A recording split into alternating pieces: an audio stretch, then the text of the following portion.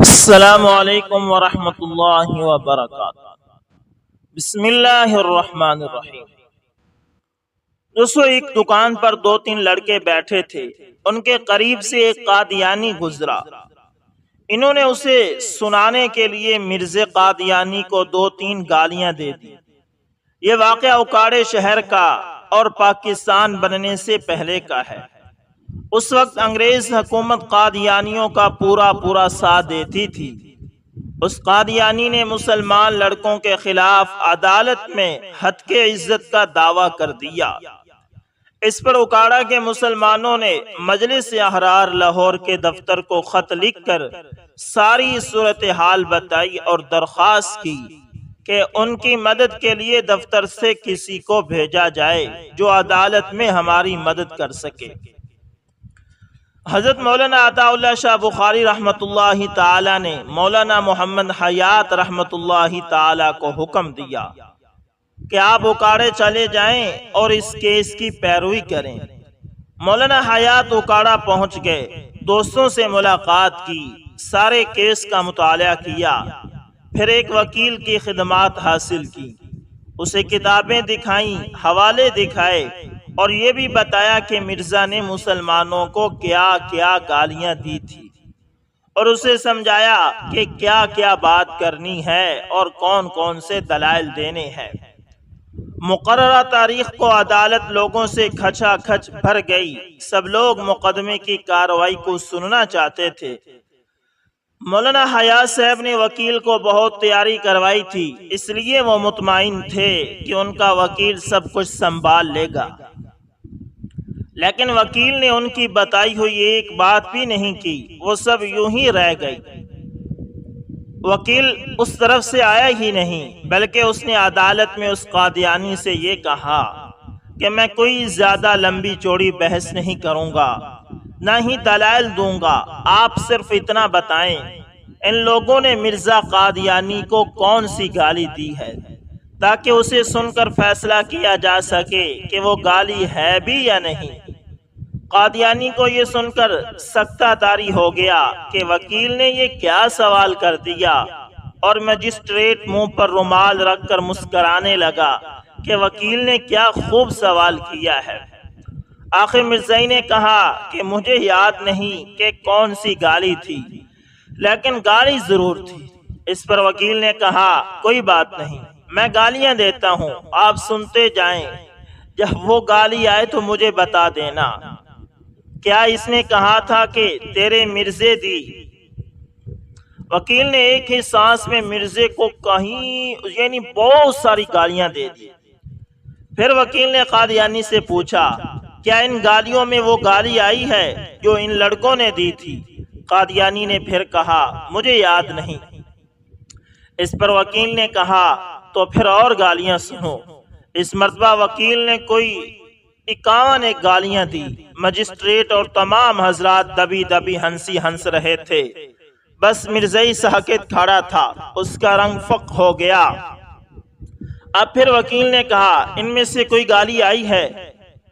اس نے کہا کہ مجھے یاد نہیں۔ اب وکیل نے جیسے کہا کہ سر مجھے کل کی تاریخ دے دیں، کیونکہ جو گالیاں مجھے آتی تھی وہ تو میں تمام کی تمام دے چکا ہوں، کل میں اور گالیاں یاد کر کے آؤں گا، اور ہو سکتا ہے اس کو بھی کل تک وہ گالی یاد آ جائے۔ جج نے تیسرے دن کی تاریخ دے دی۔ تیسرے دن جب وہ وکیل اور مسلمان عدالت میں پہنچے تو قادیانی وہاں موجود نہیں تھا۔ مجسٹریٹ نے مسلمانوں کو بتایا کہ وہ کل ہی درخواست دے گیا تھا کہ ہم اپنا کیس واپس لیتے ہیں۔ اللہ اکبر، اللہ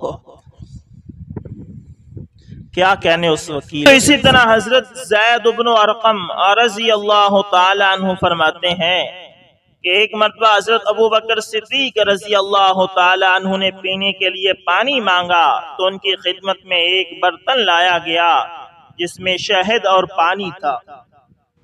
جب اسے اپنے منہ کے قریب لے گئے تو رو پڑے، اور اتنا روئے کہ آس پاس والے بھی رونے لگ گئے۔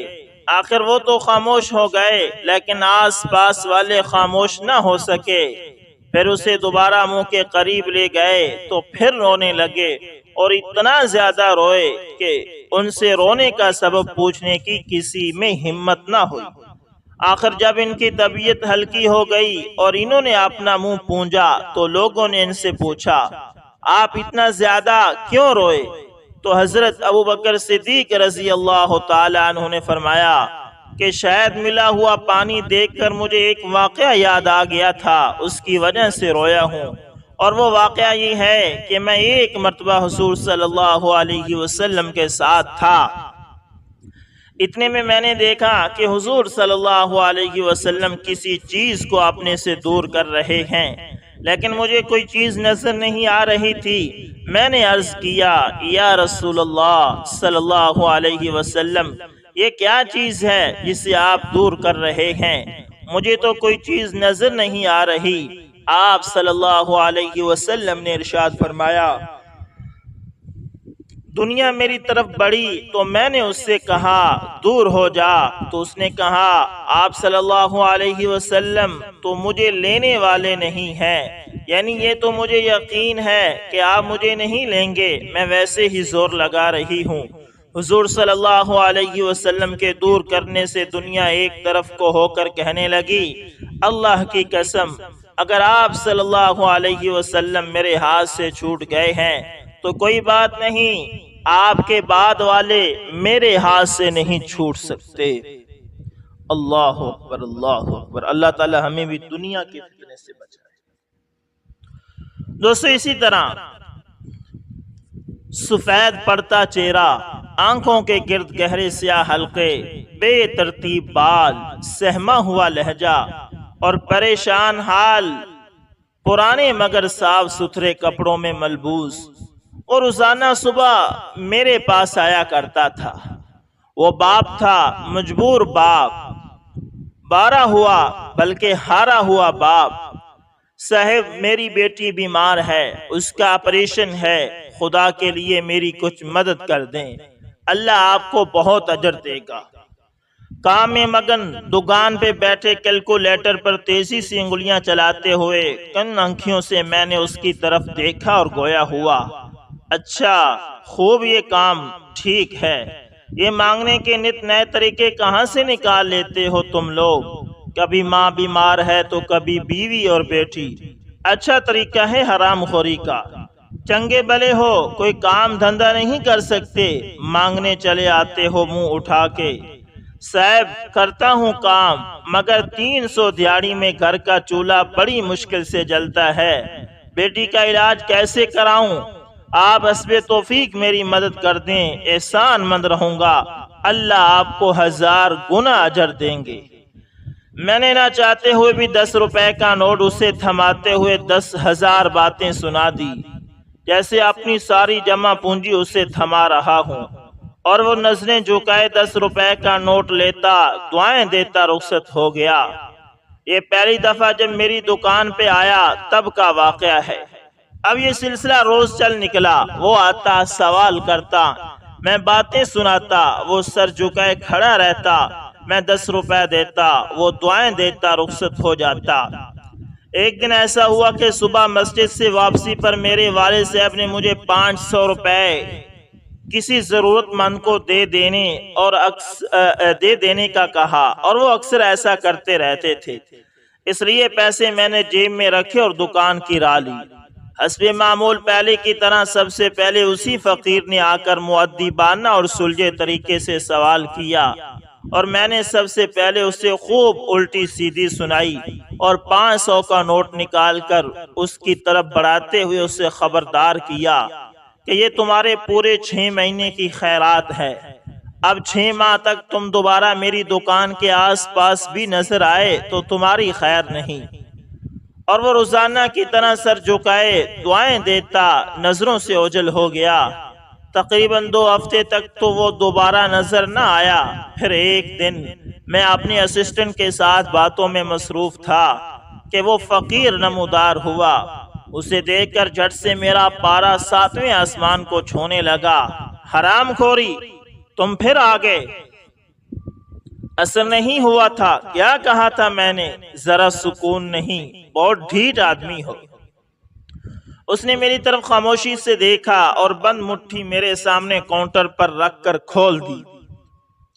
اس میں کچھ پیسے تھے۔ خود کو سنبھالتے ہوئے میں نے حیرانی سے اس کی طرف دیکھا اور پوچھا، یہ کیا ہے؟ صاحب، آپ نے جو پیسے دیے تھے ان میں سے کچھ بچ گئے تھے، وہ واپس کرنے آیا ہوں کیونکہ میری بیٹی کا پچھلے ہفتے انتقال ہو گیا ہے۔ مجھے اب ان پیسوں کی ضرورت نہیں، آپ رکھ لیں صاحب، میں مجبور تھا، فقیر نہیں۔ اور آپ لوگوں کی بہت مہربانی جو میرے مشکل وقت میں مجھ بے بس اور لاچار کے کام آئے۔ اللہ آپ کو کبھی کسی شے کی تھوڑ نہ دے۔ صاحب، اللہ خوش اور آپ کو آباد بھی رکھے۔ آنکھوں میں جاری آنسو اور کامتی آواز کے ساتھ وہ میرا شکریہ ادا کر رہا تھا اور میں اس کی کھلی مٹھی کو بت بنا اپنی کرسی پہ بیٹھا مارے شرم اور ندامت کے زمین کے پھٹ جانے اور دفن ہو جانے کا انتظار کر رہا تھا۔ وہ شکریہ ادا کرنے کے بعد رکا نہیں تھا، آج بھی ڈھیروں دعائیں دیتا رخصت ہوا تھا، مگر مجھے اپنے حلق میں درد کا ایک گولا اٹکا ہوا محسوس ہو رہا تھا جس کو نگلنے میں نہ جانے کتنا وقت درکار ہوگا۔ انسانی فطرت بھی کمال کی ہوتی ہے، غریب کو اس کی غریبی کا احساس دلانے اور اپنی برتری ظاہر کرنے کے لیے اپنی نیکی کو گناہ کبیرہ میں بدل کر سکون کے طلبگار رہتے ہیں ہم۔ اللہ نے ہمیں جب ایسی بے شمار نعمتوں سے نواز رکھا ہے جس کے ہم ذرہ بھی لائق اور قابل نہیں، تو پھر ہم کیوں اس کے دیے ہوئے رزق میں سے جب کسی ضرورت مند کی مدد کرتے ہیں تو اصل نقل کے چکروں میں پڑ جاتے ہیں۔ آپ جب بھی جتنا ہو سکے توفیق کے مطابق جب کسی کی مدد کریں تو دل سے کریں اور اللہ کی رضا کے لیے کریں، اور اللہ کی رضا بیزاری سے حاصل نہیں ہوتی، صدق دل سے ہوتی ہے۔ اللہ پاک ہمیں سچے دل سے عمل کرنے کی توفیق عطا فرمائے۔ اللہ دوستو، اسی طرح میں اکثر سوچتا ہوں کہ صحابہ کرام اور ہمارے ایمان میں اتنا فرق کیوں ہے آخر؟ اگر ماحول کا شکوہ کریں تو وہاں تب تو توحید کا نظریہ دیا گیا جب کسی کو اس کا خیال تک نہ گزرا تھا، اور ہمیں تو بچپن سے اپنے گھروں، اپنے ارد گرد کے ماحول سے اللہ کے متعلق بتایا جاتا ہے۔